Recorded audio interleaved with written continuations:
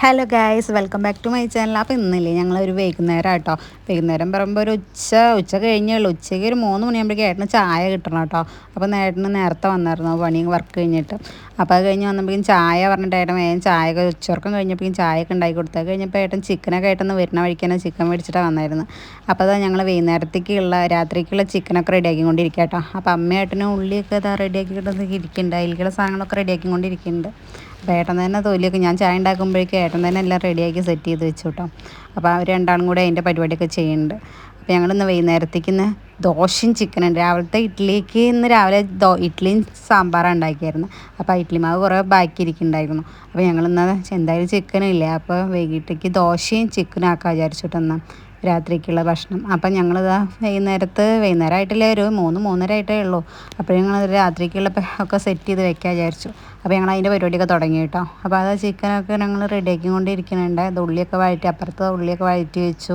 ഞാൻ അതിൻ്റെ പരിപാടി ചെയ്യുന്നുണ്ട്. ഏട്ടനതാ അമ്മയും മുളകും മസാലയൊക്കെ ഇതാ വറുത്തുകൊണ്ട് ഇരിക്കുന്നുണ്ടായിരുന്നു.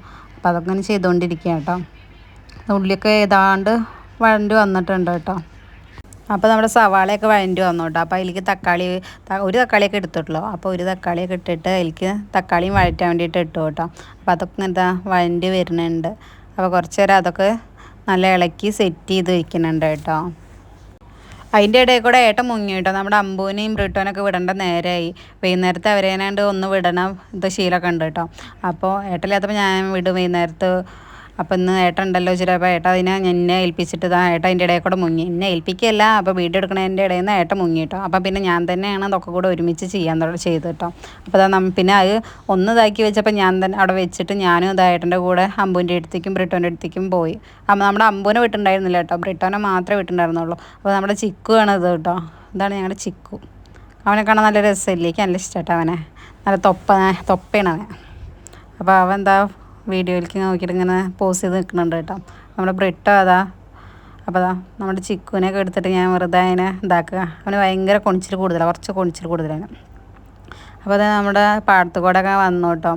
ഏട്ടപ്പുറത്തു കൂടെ ബ്രിട്ടോനും പിടിച്ചിട്ട് നടക്കുന്നുണ്ടായിരുന്നു. അതാണ് ഞങ്ങളുടെ ഇറയത്തോളം. ഞാൻ അന്നൊരു തവണ ഇതിന് മുന്നേയും വീഡിയോയിൽ കാണിച്ചിട്ടുണ്ടായിരുന്നു കേട്ടോ. അപ്പോൾ അന്ന് നല്ല വെള്ളവും മീനൊക്കെ ഉണ്ടായിരുന്നു.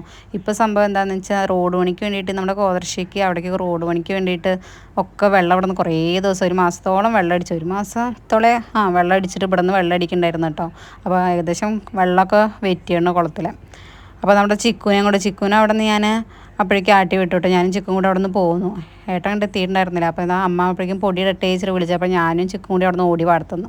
അപ്പോൾ അവിടെ വന്നപ്പോഴേക്കും ബാക്കിയും വീഡിയോ ഒക്കെ സെറ്റ് ചെയ്ത് കേട്ടോ. അപ്പോഴേക്കും വീഡിയോ എടുക്കണം. അമ്മ അതിലേക്കുള്ള കാര്യങ്ങളൊക്കെ ബാക്കി ചെയ്യുന്നുണ്ട്. അപ്പോൾ ഞങ്ങളത് ഏകദേശം സെറ്റ് ചെയ്തു. അപ്പോൾ അപ്പോഴേക്കും ദോശയൊക്കെ ഉണ്ടാക്കിട്ടോ. ദോശ ഉണ്ടാക്കാൻ വൈകുന്നേരമായിട്ടോ. ഞങ്ങൾ രാത്രി ആകുമ്പോഴേക്കും ചൂട് ദോശയാണ് ഉണ്ടാക്കിയത്. അപ്പോൾ ദോശയും ഒക്കെ ഉണ്ടാക്കി സെറ്റായിട്ടുണ്ട് വൈകുന്നേരത്തേക്ക്. പിന്നെ എന്താണെന്ന് വെച്ചാൽ നമ്മുടെ വീഡിയോ ആദ്യമായിട്ട് കാണുന്നവരൊക്കെ ഉണ്ടെങ്കിൽ സബ്സ്ക്രൈബ് ചെയ്യണം. വീഡിയോ ഇഷ്ടമാണെന്ന് വെച്ചാൽ എല്ലാവരും സബ്സ്ക്രൈബ് ചെയ്യുക. അപ്പോൾ നമ്മുടെ ദോശയും ചിക്കനും വൈകുന്നേരത്തേക്കുള്ള റെഡി.